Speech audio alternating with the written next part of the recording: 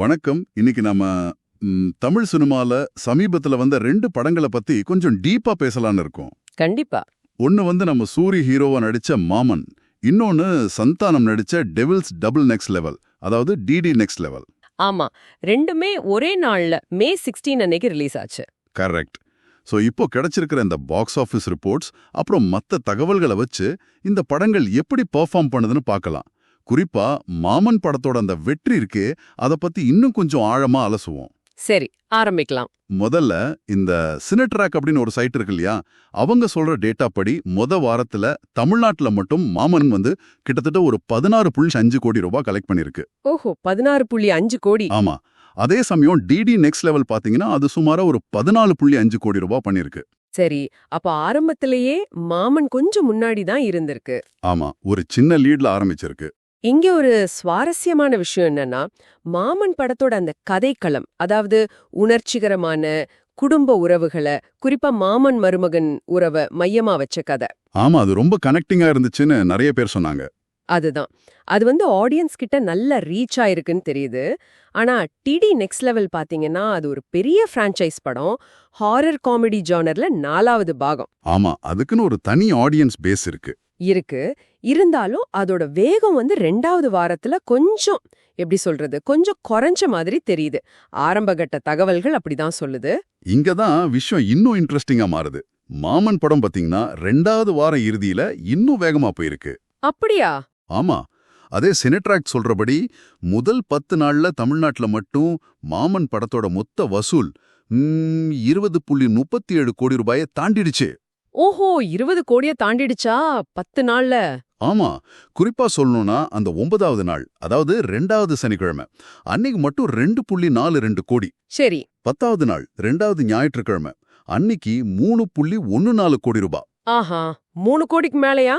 ஆமா, இந்த 3.14 கோடிங்கிறது தான் படம் ரிலீஸ் ஆனதுல இருந்து ஒரே நாள்ல கிடைச்ச ஹையஸ்ட் கலெக்ஷன் அப்படின்னு சொல்றாங்க. சும்மா சொல்லக்கூடாது, இது ரொம்ப முக்கியமான விஷயம். பொதுவா படங்கள் போக போக கொஞ்சம் கலெக்ஷன் குறையும். ஆனா இங்க 2வது ஞாயிற்றுக்கிழமை இவ்ளோ ஏறுதுன்னா அதுதான் ஆச்சரியமா இருக்கு. இதுக்கு முக்கிய காரணம் அந்த வேர்ட் ஆஃப் மவுத் தான். அதாவது படம் பார்த்தவங்க சொல்ற பாசிட்டிவ் விமர்சனங்கள், அது ரொம்ப வலுவா இருக்குன்னு நினைக்கிறேன். கண்டிப்பா. இன்னும் கொஞ்சம் பெரிய லெவல்ல, அதாவது அகில இந்திய அளவுல பார்த்தோம்னா சாக்நில்க் அப்படின்னு இன்னொரு டிராக்கர் இருக்காங்க இல்லையா? ஆமா, அவங்க டேட்டாவும் பார்த்தேன். அவங்க கணக்குப்படி இந்தியா முழுக்க மாமன் படத்தோட 10 நாள் மொத்த வசூல் கிட்டத்தட்ட 23.95 கோடி ரூபாயை நெருங்கிடுச்சு. Wow, almost 24 crore.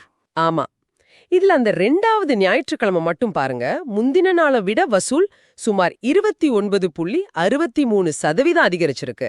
அன்னைக்கு மட்டும் இந்தியா முழுக்க 3.5 கோடி ரூபாய் வந்திருக்கு. 3.5 கோடி, கிரேட். அந்த 2வது வார இறுதி, அதாவது சனி ஞாயிறு 2 நாள்ல மட்டும் 6.2 கோடி வசூலிச்சிருக்கு. இது படம் மக்கள் மத்தியில எந்த அளவுக்கு ஒரு தாக்கத்தை ஏற்படுத்துது, அதோட வரவேற்பு எப்படி தொடர்ந்து ஏறுமுகமாவே இருக்கு அப்படிங்கறத தெளிவா காட்டுது. ஆமா, சூரி கூட ஒரு பேட்டியில சொல்லியிருந்தார் இல்லையா, அவரே கதை எழுதி நடிச்ச படம் இது. ஆமா ஆமா. இந்த படத்தை பார்த்துட்டு பிரிஞ்சிருக்கிற குடும்பங்கள் உறவுகள் ஒன்னு சேர்ந்தா அதுவே எனக்கு கிடைச்ச மிகப்பெரிய வெற்றி மாதிரி நினைப்பேன்னு ரொம்ப உணர்ச்சி வசமா சொல்லியிருந்தாரு. கரெக்ட். அந்த பர்சனல் டச், அந்த எமோஷனல் இன்வெஸ்ட்மெண்ட் கூட ஒரு காரணமா இருக்கலாம். மக்களுக்கு அது இன்னும் நெருக்கமா ஃபீல் ஆகியிருக்கலாம். நிச்சயமா, அந்த உணர்வுபூர்வமான விஷயம் ஆடியன்ஸோட நல்ல கனெக்ட் ஆயிருக்கு.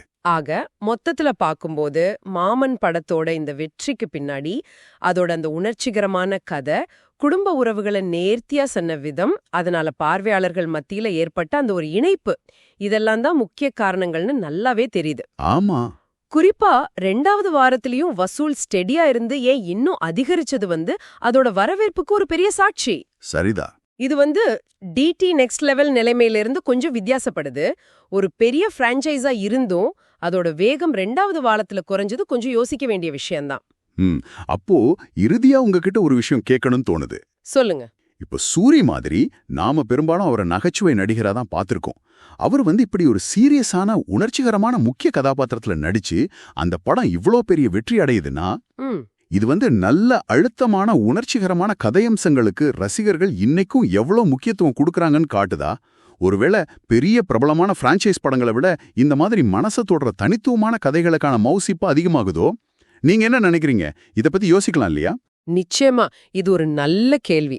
அதாவது ஸ்டார் வேல்யூ, ஃப்ரான்ச்சைஸு இதெல்லாம் தாண்டி கதை தான் கிங் அப்படிங்கிறது மறுபடியும் நிரூபணம் ஆயிருக்குன்னு தோணுது. மக்கள் நல்ல எமோஷனல் கனெக்ட் இருக்கிற கதைகளை நிச்சயம் ஆதரிப்பாங்கங்கிறது இதுல தெரியுது. ஆமா, ரொம்ப இன்ட்ரெஸ்டிங்கான ஒரு பாயிண்ட் இது. சரி நேயர்களே, இன்னைக்கு இந்த ஆலோசல் உங்களுக்கு பிடிச்சிருக்கும்னு நம்புறோம். இந்த சேனலுக்கு லைக், காமெண்ட், ஷேர் மற்றும் சப்ஸ்கிரைப் செய்யவும்.